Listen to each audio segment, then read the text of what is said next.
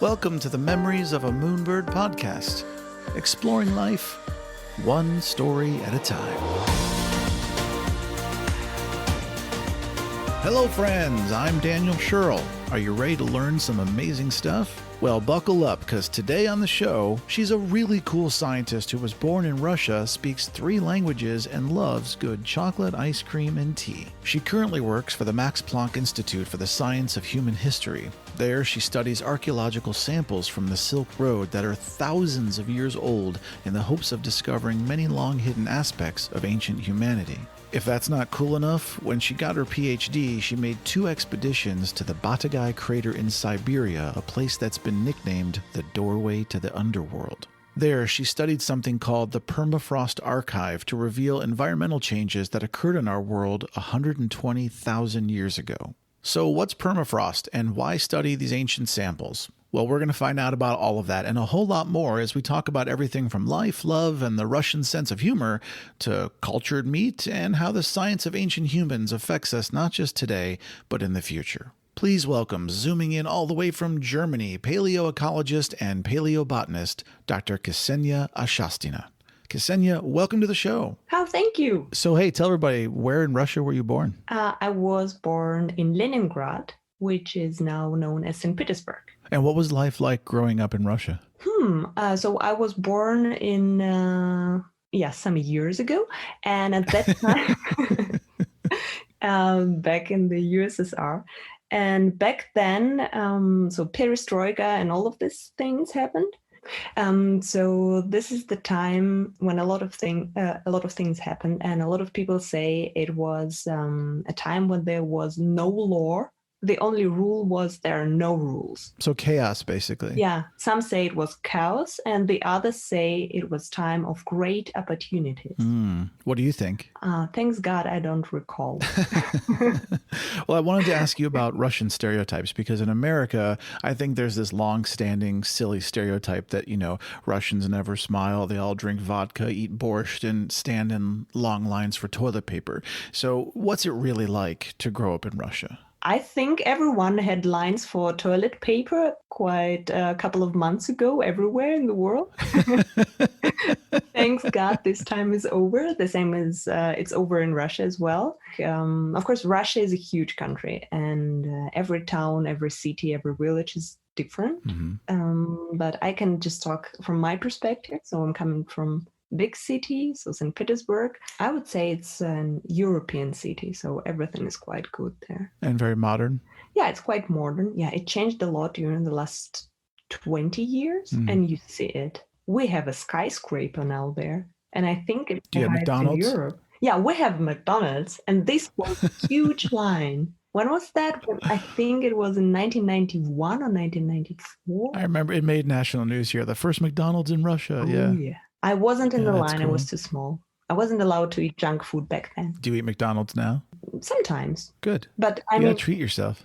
Yeah, but they have a lot of junk food things here in Germany, so German junk food things. What's your favorite German junk food? Well, I call Bratwurst. Bratwurst, yeah. Yeah, like hot dog thing. Yeah. A junk food. Many Germans will not approve this. Please don't judge.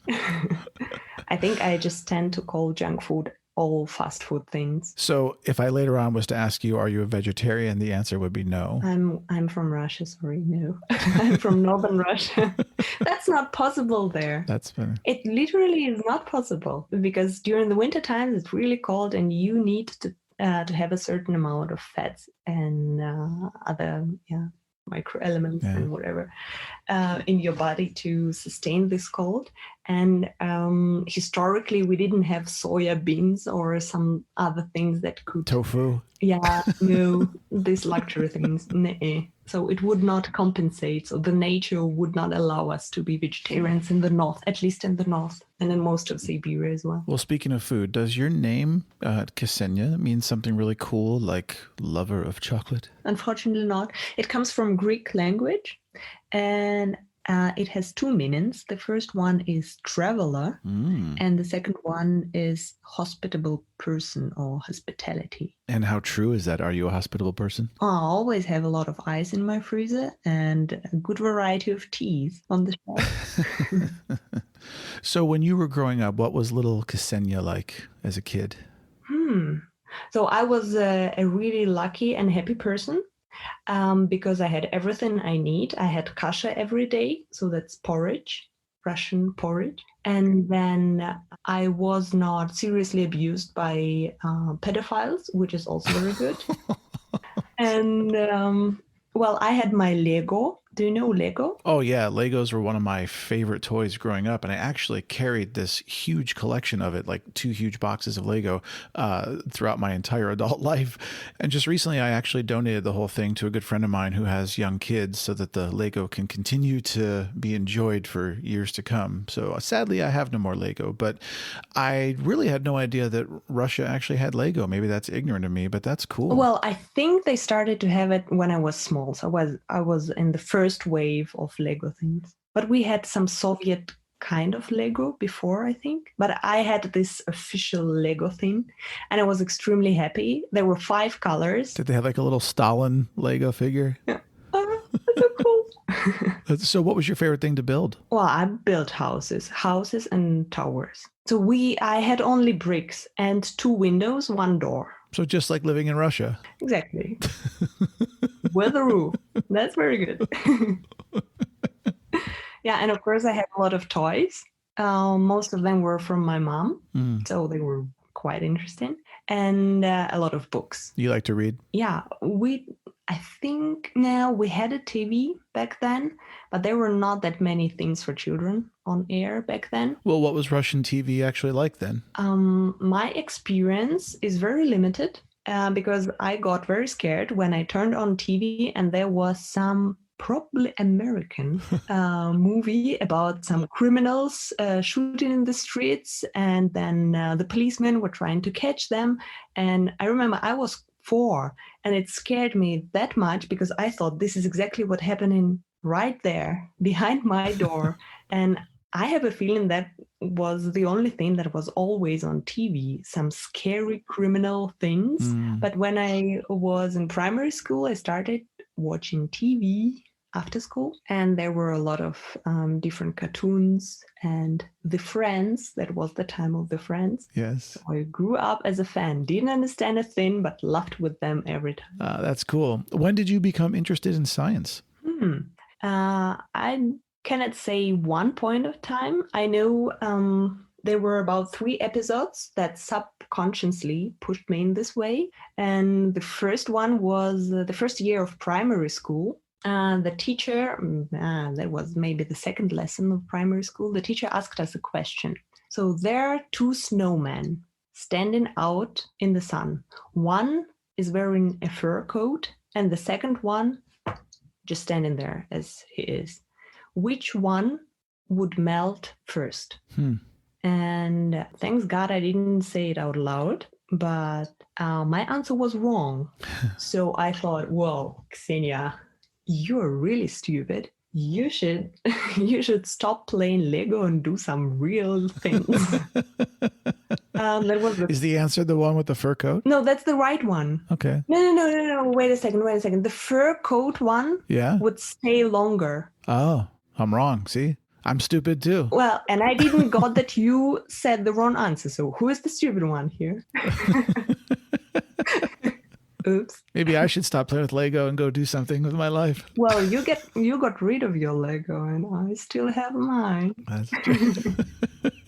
Do you still actually have yours? Yes, but not here. It's back in St. Petersburg. Ah, yeah. That's hilarious. So anyway, so you're at a young age, and the snowmen get you interested in science. So it was the first episode. The second episode was with my grandpa. I was talking to my grandpa, and he's a really great guy, but that's a whole topic for another podcast. And I was asking him what places has he been to, and he said that he's been to the North Pole on a submarine. Wow. And I was like, whoa, Grandpa, stop fooling around. the North Pole in a submarine. How's that possible? That's a continent. And then he looked at me and said, well, Kseniia, it's not. And that was the time when I realized, so he told me, explained that there's no continent or island there. So it's basically ocean and ice. Mhm. And I was 8 years old and thought, well, now it's really the time to pack away my Lego and keep reading. That's not good. Not good. And what was the third and final episode? Oh, yeah, the final one, it was already, I think, 2000, early 2000.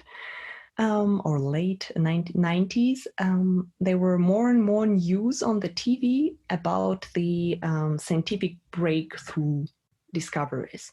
And most of them were coming from the British scientists. And, well, what do you think about scientists? What do scientists usually do? What topics they research on? This is not a fair question to ask me because I grew up with a family that was very, very into science, and I grew up watching David Attenborough's Life on Earth and Carl Sagan's Cosmos. So when I think of science, I think of multidisciplinary, geology, astronomy, astrophysics, go down the list, everything from research to chemistry to geology, Mm-hmm.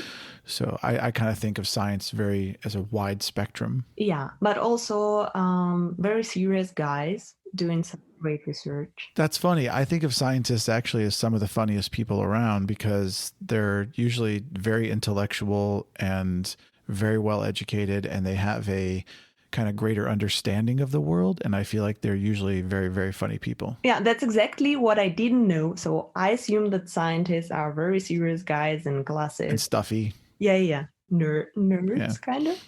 And then the British scientists reported on such a huge variety on topics. And I thought, whoa, what's that? So one of my favorite, that British scientists discovered that the longer the time cow stays standing, the more likely it is to lay down and have a rest. I thought, what? You can do research on these things? Yeah, so this is actually the time when I realized that, well, you can explore everything. It doesn't need to be a nerdy thing.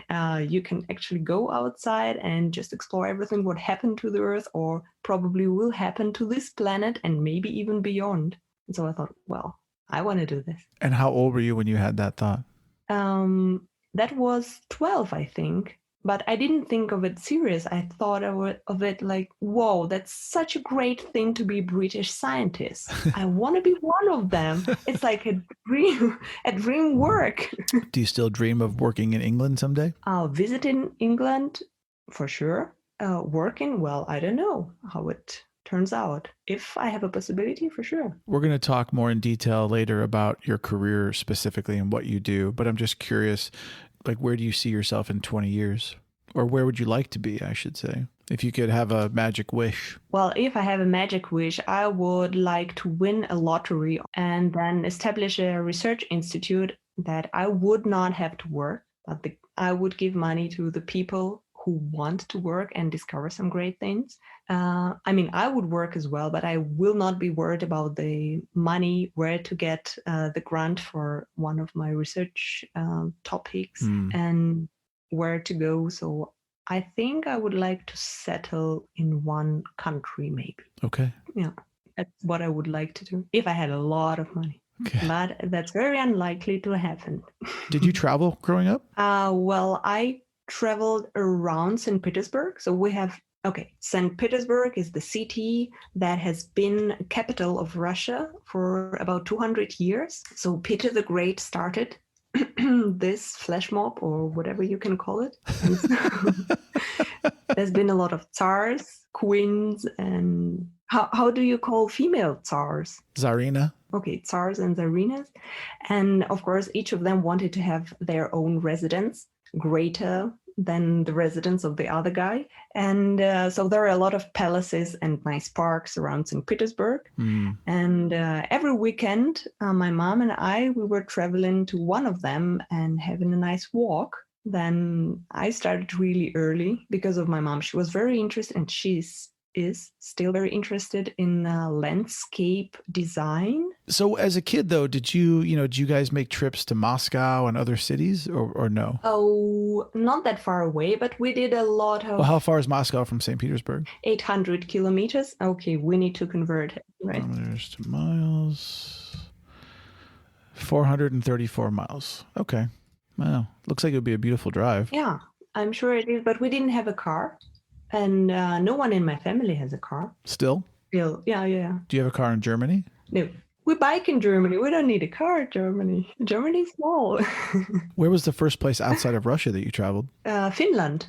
Yeah, that was Finland. And this is just 3 hours away from St. Petersburg. Oh, cool. 3 hours car drive. And we have a lot of bus tours going to Finland. That's cool. Well, let's talk about current events. How has the COVID-19 pandemic affected both your personal life and your career? Well, my personal life was not that affected. Maybe it was challenged a bit because we, with my boyfriend, were locked up in one flat together for the whole time.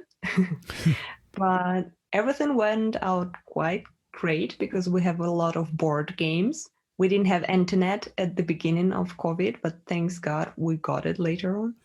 So a lot of board games, a lot of book readings, and that was quite good. And my work was not affected actually that much because as a scientist, you can do a lot online, a lot of researching, writing papers or processing pictures for publications, these things. I also have a microscope at home. So I can work with my samples here as well. So nothing actually happened. Nothing actually changed a lot for me. So you had to still go to the lab to get your samples and then bring them home, right? I did it the day before everything was locked down. Ah, smart. Yeah, I thought something's going to happen. So I asked my boss and then the manager of the lab, is it okay for them if I take my microscope home? They gave their approval and there was not a problem at all. How powerful is your microscope? Well, it's extremely powerful. Is it monocular or binocular? Binocular. Nice. Mm-hmm. What drew you to physical geography, ecology, and polar and marine research? My passion for traveling, I would say. When I picked the faculty where I would like to go and what to study, I realized that if you go for physical geography, you have to spend every summer somewhere out in the field. And it would be paid by the university. And well, that sounds like right. That sounds perfect.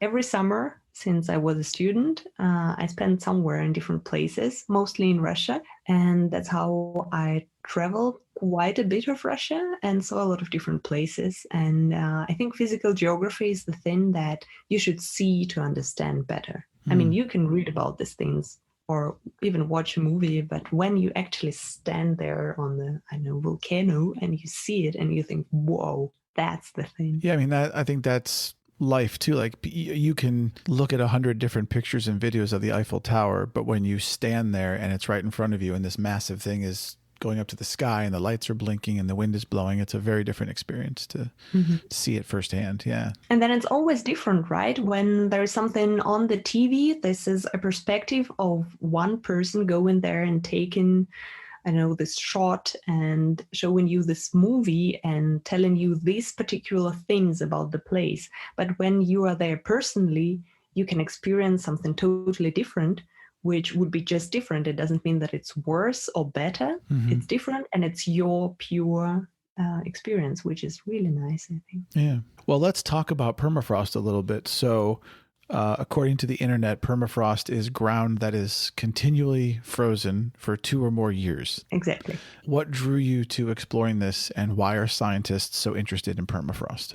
Well, permafrost sounds cool and very far away, but actually it's quite close to us. Maybe not to you, but for a person growing up in St. Petersburg, that's not that far away. About 25% of Northern Hemisphere lays within the permafrost zone, and about 64% of Russia is in the permafrost zone. So it's a huge amount of territory that is somehow affected by this. And if we're talking about the United States, then the Alaska is a permafrost zone area, and also you have permafrost in high mountains, so Rocky Mountains, I suppose, and these things. Actually, so the Great Lakes, you said you're from Ohio, and the Great Lakes are the result of one of the glaciations. Yeah. So of the ice sheet retreat. So it's also kind of connected to permafrost. So permafrost was, it developed on the places which were not covered by ice sheets during the glaciations. Okay. So this is ice within the soil, within the ground. And yeah, somehow I started to study polar and marine research. Well, what drew you to want to study it? Again, there were a lot of expeditions they were offering. So basically, you just wanted to get out of town and thought, hey, Yeah. I love science. I'm going to go travel and explore this stuff. Well, on one hand, yes, I'm from a big city. I didn't like to spend my time in the city. So I would love to use all opportunities to get out. And on the other hand side, this is very interesting questions. And these are fascinating things you can learn about and you can study. And at the end, if everything goes great, then you end up having a paid hobby for the rest of your life. And that was my dream. Well, let's dig into the science a bit, pun intended, and talk about your expeditions to the Batagay crater when you got your Ph.D. I have a quote from you about that experience. You said, quote, "There are tons of mosquitoes. They're trying to bite you. There's cracking ice and creaking trees. It's dangerous. You'd need to be crazy to enjoy it, but in a good way." Let's talk about this so that the listeners can hear what a scientific expedition can actually be like. So my impression is you leave Germany, and as you told me offline, over the next couple of days, you take several flights, even a propeller plane, until you finally arrive in northern Siberia. And then you drive to some pull off on the road where you then have to hike almost 2 miles through the taiga forest, all with your gear and all just to get to this crater. So I'm curious, what was the total time that it took to get from Germany to the crater, and what was it like when you got there for the first time? Well, if we omit the time that we spend overnight at some places and the last minute expedition shopping and getting some agreements and so on, I would say it took me about 16 hours to get from my flat in Germany to the crater itself. It was actually the first permafrost outcrop I have ever seen. And, my first thought when I saw this amazing, almost vertical 70-meter permafrost wall, so my first thought was, wow, it looks like a huge pile of frozen Nutella. Do you know Nutella, this spread? Of course, yeah. Okay, cool. And so for the listeners, so they know 70 meters in America is about 230 feet. Oh, yes. So a 230-foot big blob of Nutella. That's hilarious. Yeah, but it smelled different, unfortunately. How did it smell? Well, it smelled as an old, rotten, huge pile of organics. Let's put it that way. Okay. Not that nice. People can use their imagination. That's how big is the crater in width? Because I know you said it's about 200 feet deep. So the data I have, it's about 1 kilometer long and about already also 1 kilometer wide. Okay, so a little over half a mile. So Wow. it's a nice walk. That's huge. Yeah, it is. That's huge. I mean, that's several city blocks. That's a big crater. Mm-hmm. So what were the temperatures like that time of year when you were there? Oh, both times that I visited the outcrop, it was summertime. So the temperature was quite warm and it was sunny. It was almost 86 Fahrenheit. So it's not typical Siberia that people think of with freezing cold and bitter Well, snow. typical Siberia is really freezing cold, but in wintertime and in summertime, it's quite pleasant there. You can really spend your vacation there if you want. That's something I think people wouldn't know. I think people would think, when we think of Siberia in America, we just always think of, being in the freezing cold weather, It's probably true from October till May. Maybe. It's a long winter. Yeah, it's a long winter. But it's a long winter for Europeans or people who are not, or Americans, people who are not used to this winter, spring, or local spring and autumn. I've been there once in November, which is autumn time for them. Mm-hmm. And it was I don't know in Fahrenheit, but it was minus 38. That's about technically it's minus 36.4 Fahrenheit. I'm so good at math. I know these things just off the top of my head. I'm totally not using Google's converter in the background. Cool. I am. Shh, secret. Is this big crater a dangerous place? Well, I wouldn't call it dangerous nowadays. It probably was several thousand years ago. And but you're right, one should take precautions when working or even having a date there. People go on dates there? Maybe, no, I don't think I would go for a date there, but who knows? But when you say have a date there, you mean like just going out for a hike and... No, like man and girl go in for a romantic date there. So I'm in Siberia and I like this girl and I say, would you like to go sit at the edge of this massive crater and smell something like rotten flesh and shit? And enjoy the sunset. Yeah. Well, you take what's there. Our first kiss was over petrified woolly mammoth poop. So you're there at this crater because permafrost is obviously very important to scientists. Can you summarize why it's so important? Yeah. As we already discussed, permafrost underlays quite an area in Northern Hemisphere and in Russia in particular. And because of its properties, so being below zero temperatures for hundreds of thousands of years, it's a great medium for preserving a huge amount of diverse data on the past.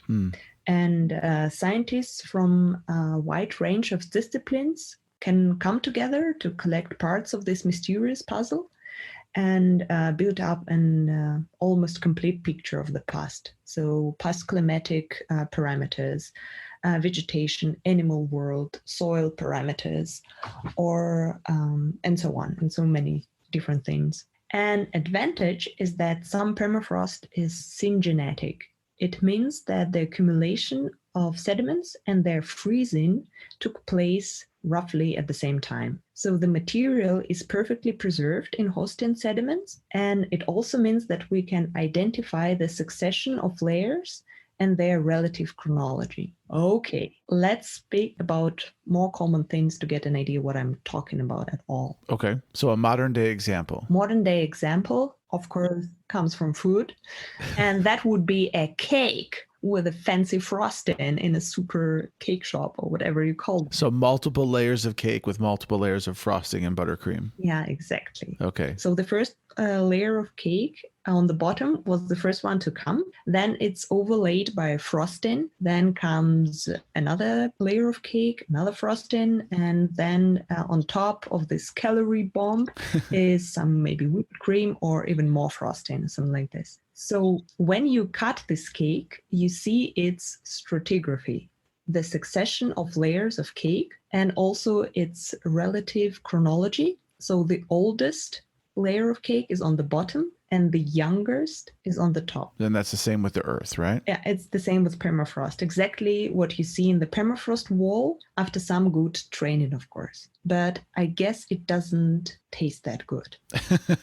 And if we put the cake into the freezer, then it will be conserved there for quite some time. And this is exactly what happened to the material within permafrost. I understand that about permafrost, but why specifically is the Batagay crater significant? Yeah, all natural phenomena are special. And it's interesting for scientists because of its location, its age, and the material trapped or caught within. So first of all, the majority of permafrost outcrops are exposed along riverbanks or Arctic Ocean. And due to wave activity, the shores and the banks with permafrost are eroding and exposing permafrost outcrops. The outcrops along the rivers and oceans, they preserve data on environments that prospered under marine climate because they were in the proximity of the ocean. That's interesting. And the Batagay is a pure continental climate keet. So the sequence was accumulated under the continental climate conditions. Assuming the human beings used to live more inland than at riverbeds or ocean fronts, is it then more likely that you're going to have more information about our ancestors at Batagay? And that's a good question. But if you look in the paleo record, I would say that human beings tend to have settlements near the water bodies. It could be lakes or rivers. And actually, the northernmost archaeological sites are found some 600 kilometers to the north from Batagay. Interesting. Or maybe 400 kilometers to the north from Batagay on the riverbank. Are scientists finding more information from Batagay because it hasn't been eroded away by water over the years and stuff, and it's just been sitting there frozen for a very long time? Kind of. I wouldn't say that we have more data from the Batagay. I would say we have more curiosity, or at least the research group I'm working in or used to work in. We're particularly interested in Batagay because it's special. It's also the oldest recorded permafrost sequence in Eurasia. So it potentially has a lot of old material. So it contains a huge amount of data that disappears, and we didn't have a chance to explore it yet.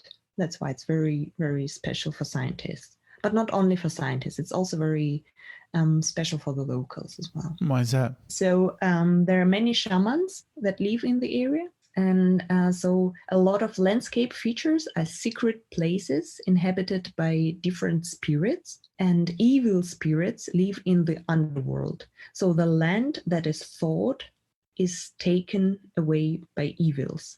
And it's, of course, very frustrating for the locals. And you've heard about the ivory hunters, and this is a big business there. So the men are collecting mammoth tusks and rhinoceros horns to sell them afterwards. And a lot of local people think that collecting bones could bring bad luck for you and your family.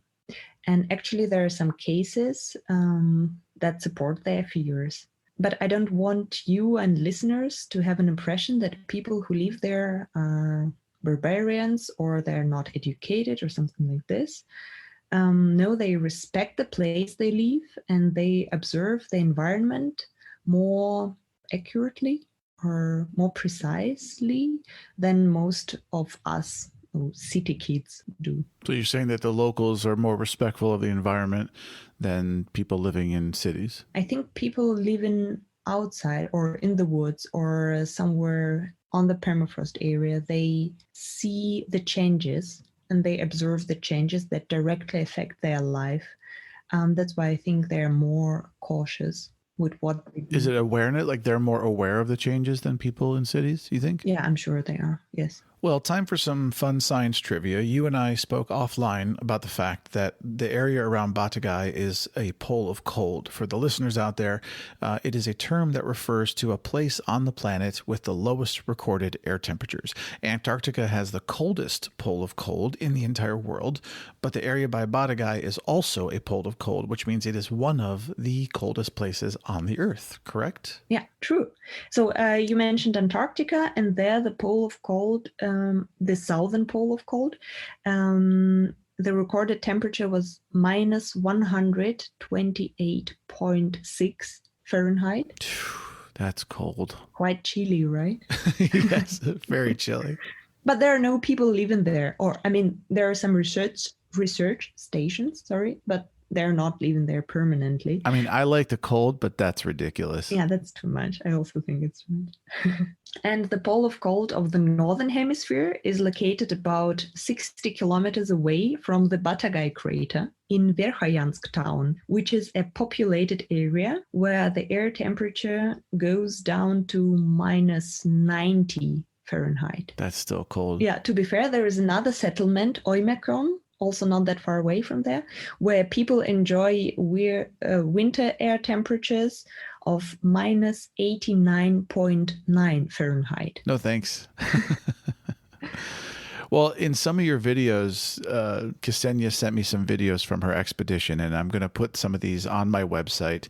So listeners, you can go to memoriesofAmoonbird.com right now and click on my podcasts, then episodes, and choose Kseniia's episode. And there you're going to see some of these insane videos for yourself. You'll see videos of the crater, and you're also going to see videos about these insane mosquitoes, which I want to talk about. So tell the listeners about these crazy mosquitoes, because I saw the video and I was just like, no thanks. Well, this particular video is taken in another place in Siberia, but still it's kind of always the same. Actually, I can withstand mosquitoes quite well. after 3 minutes of a cloud of mosquitoes chasing me, I accept them as white noise. So they're always there, 30 days long. And at some point, I started to think that they're my personal... Wait, when you say they're always there 30 days long, what do you mean? Like they're there all year round, or they only last for 30 days? They're there all the time that I'm staying. So when I'm out in the expedition. Oh, so you were there for 30 days. They were there the whole time? Yeah, well, my longest expedition was about 60 days in a row, but 30 days that was in northern Siberia where there were a lot of mosquitoes. And unfortunately, 30 days, there were no mosquitoes, but other beasts. Well, like what other beasts? No, wait a second. I want to talk about mosquitoes a bit more. Oh, okay. Please, go ahead. So at some point, I started to think that they are my personal orchestra. Okay. And sometimes it's not that well tuned. And black flies, they're awful. They are. They get in your eyes and your ears. And yeah. And this silent beast eat your skin, actually. So they're so tiny, they can get through the net and they feast all and day long on you. So imagine you're in a tent, some meters away, permafrost cracks, trees creak, chunks of ice smashing on the bottom of the crater as if you're at a huge parking slot, where some crazy people shut doors of their cars all the time, and you're bitten by silent black flies. So you're telling me that you're sitting in a tent, or you're trying to sleep in a tent, and there's this noise of the Batagay crater melting and these chunks of earth falling 200 feet to the ground, right? There's mosquitoes buzzing outside, and you're being bitten by black flies inside the tent. When there are black flies, there are no mosquitoes. So I prefer mosquitoes over black flies. At least I can hear them. Okay, but then you're sitting inside this tent with all this noise, and you're being eaten by black flies. How do you sleep? Tight as a rock, because you worked the whole day before that. Well, actually, during the summertime, you have a polar day there. So it's sunny all the time. Oh, really? It's not dark at night? No, it's not dark at night. It's the light is a bit dimmed. Is it the right word to use? Dimmed, yeah. Yeah. Mm-hmm. But still, it's always sunny. So the sun is always over the horizon. And that's why you work a lot of time, I would say, maybe 16 hours a day or something. Because, I mean, you have light. And you just pass out because you're so tired? Yeah, and then you're just knocked out. And you wake up missing some of your flesh. Yeah, unfortunately, sometimes, yes. Well, now that sounds like fun. And by fun, I mean horrible. So there you go, listeners. If you want to be a scientist and go out into the field, you can look forward to things like being eaten alive by black flies and not getting any sleep in a tent. And I'm sure a million other fun things, or as we call them, character building experiences. Well, if it's a problem, it's not a problem for me to sleep when there is sun. But do you wake up seriously, like all bitten up and having little flea bites all over you? Sometimes, yes. Sometimes you don't sleep at all. I would say there were 2 nights when we couldn't sleep at all. But usually you're in the tent with someone else. So it's a good thing to choose a sweet person to be in a tent with. So they get all the vibe. Don't tell my colleagues. Yeah, or just rub them down secretly, spray them with some sweet spray or some jam. No, actually, we try to get rid of all the insects in the tent. First of all, we try not to let them in. Mm-hmm. And then before falling asleep, we try to get rid of them. Can't you use some bug spray, inside the tent so they don't, or outside on the flaps or whatever, so they don't come in? Well, if you're not allergic to the spray, yes, you can. Okay. And actually, that's what we kind of do. Well, all kidding and sarcasm aside, I am beyond impressed and completely respect scientists and anyone else who goes out and does this kind of work.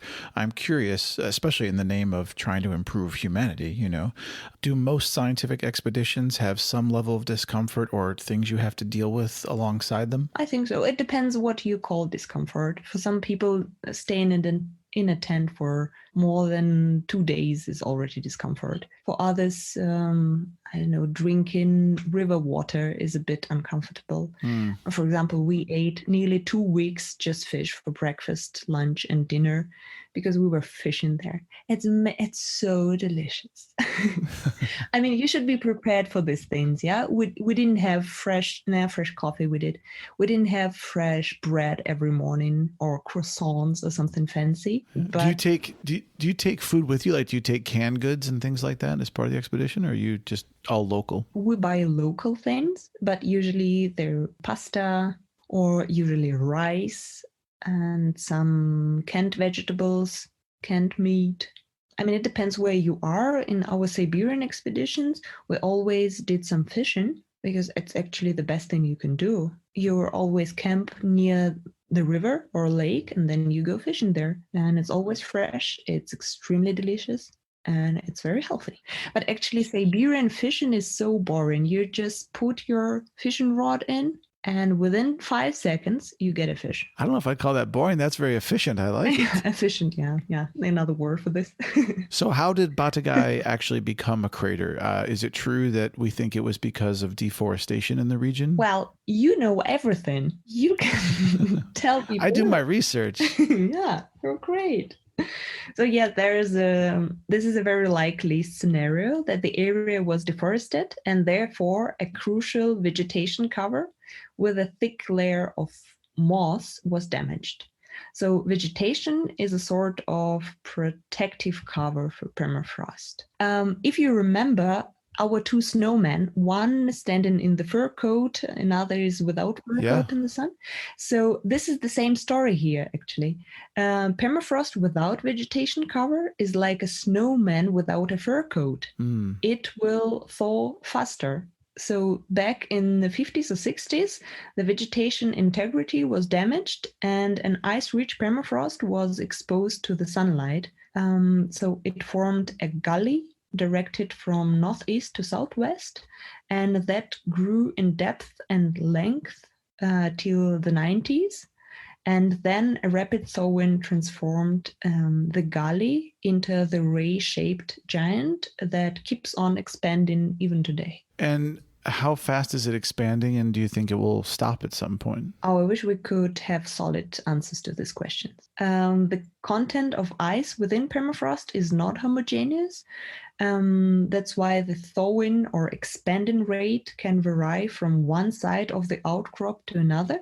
But according to rough estimations made by my colleagues from Alfred Wegener Institute in Germany and Institute of Cryolithozona in Russia, the erosional rate is from 12 to 30 meter per year, which is 40 to 97 feet per year, with an average of 15 meters, so 59 feet per year. Wow. But we should take into account that thawing is taking place only during summer months, so when it's warm, above zero temperatures established. So it's roughly 4.5 months per year. Wow. So it's roughly 15 feet a month. Yeah.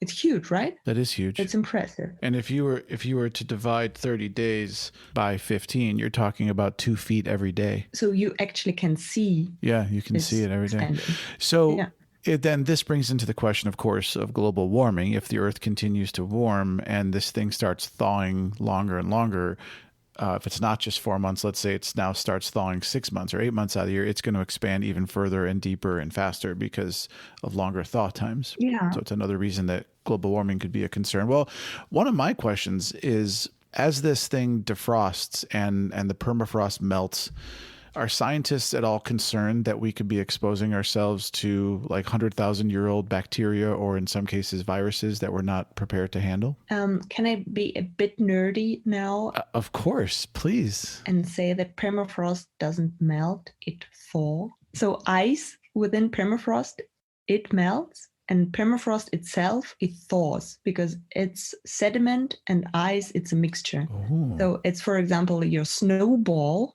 If you have a snowball, if you're a lucky one to have snow in winter and you have a snowball in your hand, it melts. It melts. But if you have a chicken from the freezer, it thaws. Exactly. And this is the thing with permafrost. Okay. I appreciate the distinction, and I shall take that with me the rest of my life. So are scientists concerned? No, that's actually really good to know. That's really good distinction. Exactly. To know. It's very important. It's very important. Yeah. So getting back, though, are scientists concerned that if too much permafrost thaws, that we could expose ourselves to 100,000-year-old bacteria or viruses that we're not prepared to handle? Well, scientists that I work with are not greatly concerned about it. but it's just because we do not investigate this matter, these questions. But indeed, you're right. There are some outbreaks of diseases in Siberia, for example, smallpox or anthrax. Anthrax? Yeah, anthrax. And usually reindeers are infected and sometimes also humans. But the population density is so low that the outbreaks remain local. So yes, it could be dangerous, but I wasn't concerned about it when I was working there. Of course, a really great movie for Hollywood would be that a scientist goes to the Batagay crater, gets exposed to some ancient form of smallpox, comes back to Germany, and then infects the entire planet with a pandemic. Oh, wait, sorry. That's not a movie. That's COVID. That's reality. Whoa. But it didn't start in Russia. That's true. That's a really good point that we should have infectionists and people working with all these diseases, even if we think they're already gone, they're in the past. Whoa, please, we need these people. Pay them. Yeah, I agree. Give them a job. Overall, if you had to choose one thing, what is the most important thing for you about permafrost? It's very hard to name one thing. I would say permafrost itself is a unique medium that conserves so many answers to the questions that probably were not yet asked. Could I summarize that and say that for you, the most important thing is that permafrost is an archive of the past? Yeah, I would say you're super right, but it's important not just for me, but for the whole humankind. Ooh, yeah, I love it. That's great. It is. It really is. So after all the expeditions, including the ones that you've done and any research that still continues to this day, what have scientists discovered about Batagay so far? Anything significant? A lot of significant things. So scientific groups already established a preliminary stratigraphy of the outcrop. They reconstructed vegetation that covered the area during the Amiens interglacial. It's about 120,000 years ago. And vegetation during the onset of the last glacial maximum, about 28,000 years ago. They also found and explored the carcasses of Pleistocene animals, so bisons, horses, and so on. They also worked with paleosoil properties, and even ancient DNA analysis was run on some of these sediments. Wow. And they also identified winter temperatures on the basis of ice wedge isotopes and dated some of the layers, and it appears to be the second oldest permafrost sequence in the world reported so far. So I would say we just made the first scratch. There's still a lot to do. And I assume scientists are continuing to go there to this day. Yeah. Yes. So I know we covered how fast the crater is expanding. Do you think it's going to stop at some point? Well, local geologists said that at some point the bedrock will be reached, so the rock will be reached, and so the thawing will stop. But of course, everything will eventually end. But before that, a lot of damage will be done. Damage to local infrastructure, damage to the environment, damage to the local river ecosystem, and damage to local sacred places. Is there any way to actually stop this thing from expanding and thawing? I'm not sure. There are some scientists who work on the infrastructure that blocks the erosion rates, for example, in temperate climate zones. But as far as I know, there were no projects, or there were no big projects in permafrost zone. How long do you think it'll be until it reaches the bedrock? Oh, it's very hard for me to estimate the time. I wouldn't even try to estimate. Okay. But I think we still have some time in getting the data that thaws out. There's a part of me that wants a big chunk of this crater to break off, and then suddenly there's an entire skeleton of a woolly mammoth just sitting there, and scientists are like, "Oh my God!" Finally. So all that science was fascinating to learn about, and thank you for sharing it. But that was all your Ph.D. What are you doing today at the Max Planck Institute? Aha. Aha. So I actually keep on doing what I did for my PhD. I apply plant macrofossil method to analyze contents of different kinds of samples. Now say that in plain English so listeners can understand what that means. Yeah. So fossils are any preserved impressions or traces of once living organisms. Mm-hmm. So there are macro and micro remains. And macro refers to big things, the things that are visible with naked eye. And micro refers to small things, and we need a microscope to see them. So plant macrofossils or macro remains are, for example, seeds, fruits, leaves, twigs, and so on. And although they are called macrofossils, I use microscope to see the surface structure of them and identify the things. And after identifying all plants from the sample, I can say what vegetation it used to be, or if we're talking about archaeological samples, what plant species are found there.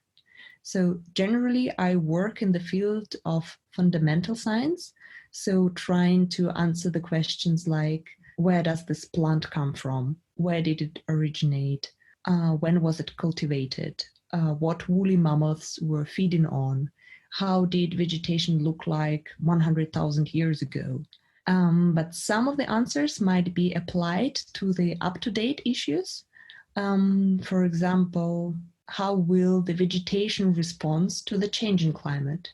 Or who can take over seed dispersal of fruit trees after humans destroy habitat of all rare and endangered frugivores? So the animals that feed on fruits. Is your job exciting to you? Yeah, I find it very fascinating. I think it's also, as we talked about, it's a paid hobby. What's the goal of your studies? What are you hoping to find? It depends on the research questions, and it also depends on the samples with which I work. If I work with archaeological samples, then our interest would be to find out what people were eating, which kind of plants they were eating, and at what period of time they added new plants to their diet. And now I'm working in Max Planck Institute with the samples from the Silk Road.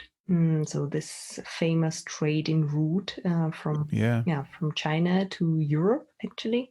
And we can trace how the plants were traded. But let's say you get that information and you discover these things. What does that do for science? We don't know these things yet. We don't know all of the things yet. We don't know where the origin of, for example, fruit trees are. We cannot pinpoint these areas yet. Well, no, what I'm asking in a global perspective is, why is this important? Why do we need to find this out? What's the point of you? What's the point of me? I can't. If I'm talking about me working with permafrost, so what I did for my Ph.D., the point of that, if once you can recreate a mammoth, a woolly mammoth, and there are studies and there are research groups working on it, I'm going to be the one who tell what are the right plants to feed him. Do you think they're actually going to recreate a woolly mammoth from DNA? I hope they will not, but it's quite possible, yeah. Why do you hope not? Yeah, it's a tricky ethical question, isn't it? It is. I'd love to hear your answer. He'll be the only one here, very lonely. Then the climate is not really appropriate for it. And who will be the owner of him? Which country? And can they create several of them so they're not lonely? Probably, yes. I would think they belong in Siberia because it's fucking cold there. Yeah, but it's also a bit different now from what it used to be 11,000 years ago. Yeah, yeah, that's true. And then there would be crazy hunters who would eventually kill it. So, well, do you believe we should be working on human cloning and the ability to clone organs for transplants and things like that? Cloning, probably, yes. I think it's very innovative right now. For personally, for me, I know there have been studies for decades already in cloning, but I don't think it's something bad if you can save more lives with this technology without harming actual other living beings. Well, I think that some of the concerns are going to be that evil cabals or governments are going to make super soldiers. And, Hitler's dream of the perfect Aryan race could be achieved with genetic cloning. So it's kind of scary. Yes. But there are so many ways that we can screw up our life. Genetic cloning is not the only one. Yes. I think there are very horrible things things that are going on now in the military, drones and the things they can do, actually the things they can achieve right now, I think they're a bit more scary than cloning.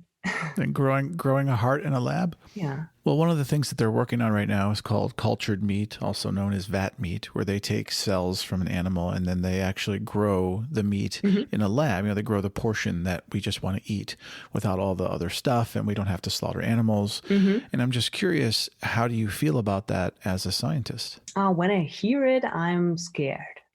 Why is that? Because I think it's unnatural on one hand. On the other hand, I think it might be a solution for the food security and for the other ongoing global issues that we have. Factory farming and all those things. Yeah, these are awful. I mean, yeah. But I think that's my first opinion on everything new. I'm kind of, first of all, cautious and think, whoa, wait a second. Let me think about this. I'm not sure it's going to work. And then if I take time, I think about it and now, yeah, maybe, why not? So is your first response a bit of skepticism? Yes, always. Do you think that's a trait of you personally, or is that a cultural Russian thing? I think it might be my personal trait. Okay. But taking everything with humor, like making jokes about all the shits going on, it's totally a Russian thing. All the shits. I love it. Well, there's no other way you can survive in that country. There's no other way to survive a human life without humor, I don't think. All right, so big question. Do you believe in love? Oh, what does that mean? Do you ever want to get married and have kids, or are you just happy to be girlfriend, boyfriend forever? Oh, I think that believe in love and have family, they're not the same things. I mean, you can be in love without having a wife and kids. I agree. I mean, if you have a partner, you're in love, that's totally okay. What do you say to people who think that climate change isn't real? Well, I think they should read more. That's a great answer. They should go out and see themselves what's going on. How do you think we can create a more positive change in the world going forward? We should be more concerned about what's going on, and not only what's going on between that kissing couple across the street, but actually what's going on everywhere, including our own head. And we should be more responsible for our actions. I agree. It's starting from the food waste, the type of car you drive, the way you're traveling, until the political decisions you make. We should be really aware of what we're doing and active in this. Are you optimistic about the future overall? Like, do you think the human race is going to survive and have a bright future? I would say it might be pretty bright after the nuclear winter. We will not find out. I don't know. The people I see, some of the people I see outside and inside and everywhere, I'm really scared about the future. If you're that scared about the future, why do you want to have kids and risk bringing them into a world that could end? First of all, maybe that's in my nature. I maybe should have kids. Shouldn't hospitality be in your nature? Yeah, so I'm very hospitable to my kids. They should be. I should welcome them. I mean, I have eyes in my freezer. I should feed them somehow. Why to have kids? There's one friend of mine who decided not to have kids because of the awful situation in the world. I highly respect this. I think that's an amazing point. But somehow I think we should always have hope. And that's not because I'm thinking I'm very special, but maybe the kids who will be born, they will change this attitude. I agree. I think there should be some kind of critical mass. So there should be more and more of people thinking differently and growing in different times. For example, I think people born in 2000, 2010, they're totally different from you and me. Yeah. So they have different perspectives. They value their time and their knowledge differently. Mm-hmm. I hope so. And so I really like what Greta Thunberg did. Mm-hmm. And all the kids, this Fridays for Future things. I think this is extremely important that children or underaged who some adults think are not smart enough, or they should sit, drink Coke and watch, I don't know, Simpsons or whatever. Not a fan in Simpsons, but just watching television. But they actually are right. That's the point. I agree with you. They will live in this world. I mean, we're all this. We'll go extinct soon. And they are exactly the people who will live there. Yeah. We should make decisions for them, or at least listen what they want. So if you had your kind of dream life as a scientist, would you be in a lab 9 months out of the year and then 3 months out of the year, every year take a trip somewhere to do field research? Well, I would prefer to be 9 months in the field and 3 months in the lab. No, I really enjoy being outside.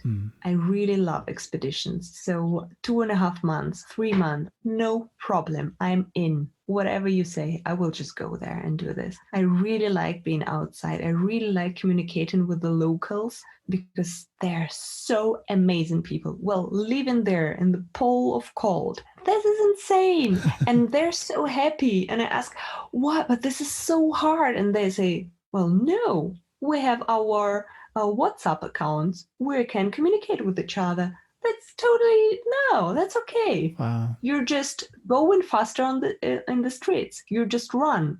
It's also kind of physical activity. That's also good.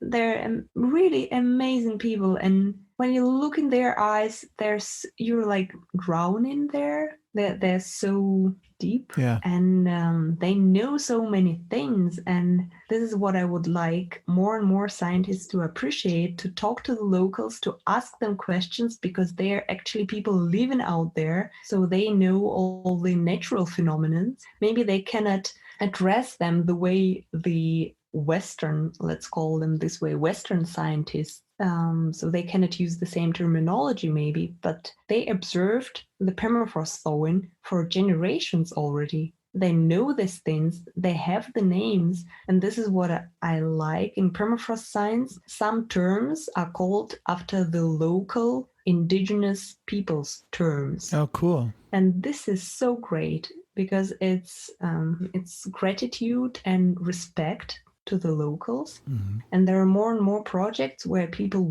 actually work with the locals. Do you feel it's safe as a woman to go traveling and doing these things? Do you ever feel in danger or no? Yes, definitely I felt in danger. That's why I think a self-defense course is very important to take before you go in on the field. Now, do you feel more in danger from bears and animals and nature or people? I think that's the reason why I enjoy being in the nature, is that I feel maybe more secure there, because I have no idea what I can expect from the human beings around me. Even in a big town, I don't feel really comfortable. Yeah. Because they were, well, since the childhood, there were a lot of different cases and not nice cases. But luckily for me, everything ended up quite good. But still, I don't know. I feel very comfortable out there. And I know it's all on you if you survive or not. Yeah. And this kind of challenge I like to take. Well, I'm curious, what do you like to do with your spare time when you're not off, scientifically figuring out the world? That's a good question. Well, I like Lego, as we already know, and I still like reading, and I like being outside. So, and also I have a fear of height. How do you call it? Height. A fear of heights? Yeah, fear of heights. That's why I decided to do the climbing thing. Cool. And bouldering. So this is what I used to do regularly. Now with the Corona time, not that regular. So I'm not. So wait, you actually rock climb? Boulder indoors, and I've been in the Alps, so outdoors climbing just once so far. Okay, so reading, nature, hiking and climbing. Reading, eating, nature. Yeah, hiking, climbing. Eating, yeah. Important.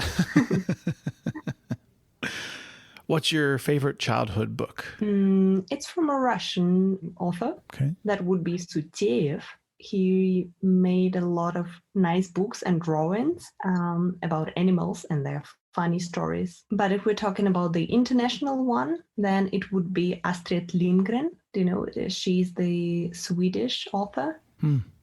Carlson on the Roof. I'm sure it's translated into English. Okay. She's an amazing person. She was an amazing woman, and she has great, great stories for children. That's cool. Maybe sometimes naughty. I think even as adult, you would enjoy reading her books. Okay. What's the first book that you read or movie that you saw that made you cry? About the movie, that would be Free Willy. I really loved it. Actually, I was obsessed by killer whales since then. And I am still obsessed with them. It's my dream to see an orca whale, a real orca whale in the wild. Are you religious? No, I'm not. Do you believe in God? Certainly, I believe there is something out there. I'm not sure what's that. Is it a guy or a girl? Is there just one or many? I think that Greek mythology is quite cool because they had several gods and they were as real people with their, strange features and character. Some were jealous, some were stupid. That's great. So have you had to choose dogs or cats? Dogs, definitely dogs. Oh, God, yes. You too? Yes. Oh, cool. Oh, yes, very much. Yeah, huge dog lover. Yeah. What's one of your all-time favorite movies now today? Oh, I think I don't have any yet. But the movie that I gladly watch over and over again would be Up. Oh, yeah. I really liked it. What's one of your favorite foods? Oh, I think anyone who would ever try the mushroom soup that my grandfather did would be a fan of it. And that it's literally the best thing you can eat. He used to go into the forest and pick up the mushrooms himself. Then we would peel them together, cut them together, put them on a thread and let them air dry outside our house. So it's amazing smell and it's so, so delicious. And the other thing you can get nearly everywhere would be pilmeni, I think. These are Russian pilmeni. These are Russian dumplings. What's inside them? Meat. They're Russian. Now, do you know how to make them? Yes, we did it with my grandma. Oh. Always when we were children. With my cousin, sister, and my granny, and I still do them alone. What about favorite ice cream flavor? I really like chocolate with crisps. But I must admit we have way less ice cream flavors here or in Russia, back in Russia. The one I really liked, and I made it myself as well later on, was raspberry basil. That's so delicious. If you could continue to live a healthy life, how long do you think you'd like to live? I already failed. I don't live a healthy life. I mean, chocolate, the amount of chocolate I consume, no way. That's not healthy. I don't know. I think I would love to see my great grandchildren. That's pretty much the time. Are you afraid of dying? Right now, not. I'm more afraid of my family members dying. I don't think it would be. I have no idea how it would be, but it's usually that I'm more worried about people around me than about myself. And dying is also the point. What are you most passionate about in life today?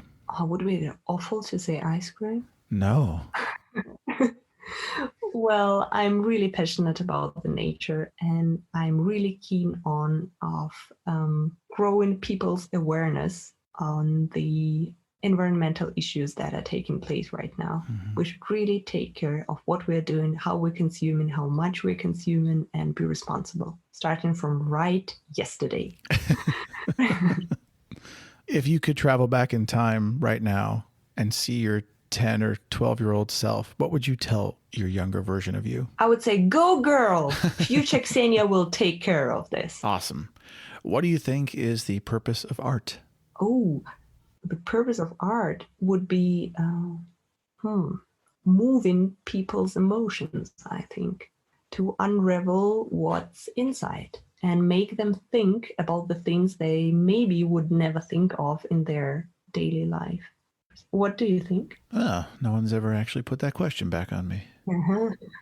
Honestly, my answer is very similar to what you said. I think it's to create something that allows a human being. I think art is something that allows people to touch what it actually means to be human in many different forms. And it allows us to understand the expression of what it is to feel. Yeah. What does success in life look like to you? success would be a freedom of doing what you want to do without harming anyone else around. So without harming or without damaging the people around you, without harassing their freedom, people around you, and any other living beings. So it's really happiness to be yourself, to know what you want, and to be able to do it somehow. What's your spirit animal? Well, the first thing that comes to my mind would be gula gula. Do you know this one? No. That's the Latin name for Wolverine. Wolverine. Yeah, it's not because I'm that badass, but because gula gula, the Latin name, the scientific name for Wolverine, literally translates as glutton, glutton, so hungry, hungry. And that perfectly fits. All right. Well, it's time for one of my all-time favorite questions on the show. If you could sit with anybody from all of human history, alive or dead, except for your own family or Jesus, Mohammed, Moses, any kind of prophet, and you can sit with them in a really cool old-timey pub for 4 hours, who would you talk to? What would you drink? And what would you ask them about? That's a really hard one. I have no clue, actually. Okay, it would be either Papanin. This was one of the Russian explorers of the Arctic. He had a cool expedition back in 30s. He with 3 other guys, so they were just 4 guys, out on the ice floe, and they were drifting around the Arctic Ocean for several months and collecting all the data about the climatic parameters there, about the ocean parameters, and about everything.